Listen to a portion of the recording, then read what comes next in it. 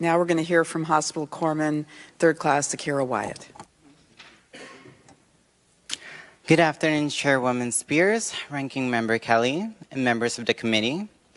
My name is Akira Wyatt. I have served in the Navy for 8 years, and I'm a Hospital Corpsman 3rd Class Fleet Marine Force, currently stationed at USMC Camp Pendleton, California.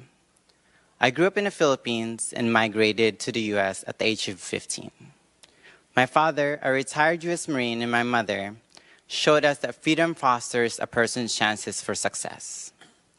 And in bringing us here, gave us the greatest gift, a chance to achieve high goals and to contribute to society.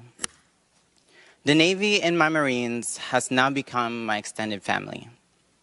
For the entirety of my service, neither my sexuality nor my gender identity has led to any disruption among my comrades and peers. In fact, there has been nothing but positivity. Living our truths has made us all stronger, fully engaged, and more devoted to our duty. Though I haven't yet been afforded the opportunity to transition, there was a moment in 2014 that rocked me through my core, and at the same time reaffirmed my commitment to serve. In October 2014, PFC Joseph Scott Pemberton committed a brutal murder of Jennifer Laude when he discovered she was a transgender woman. At that time, my ship was docked in Subic Bay, contributing to joint training exercises with Philippine forces.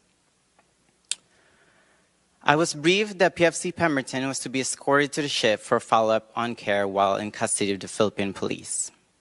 I had only heard the headline, "Marine Kills Transgender Pinay." And I didn't think much of it. I was pretty naive until I saw him face to face. During his workup, I looked into his eyes and it shook me. Cliché as it may sound, I saw darkness. He felt cold and was without remorse for what he had done.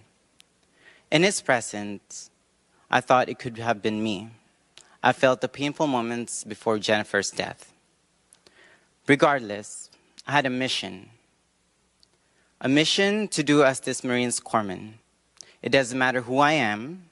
I'm here to treat everyone with dignity, respect, and give them the medical care they need. My duty is to be my Marines' doc, and that is what I'll always do.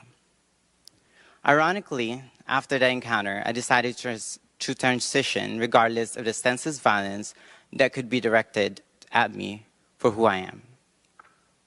I told myself I will transition and I won't be afraid to, even if I might face the same circumstances as Jennifer did that night, even if it comes from the hands of my Marines. I medically and socially transitioned in 2015.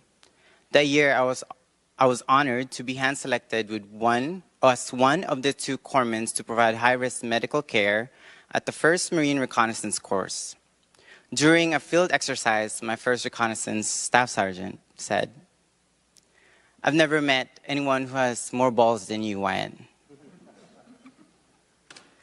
I will deploy to the stands with you, and I trust you with my life."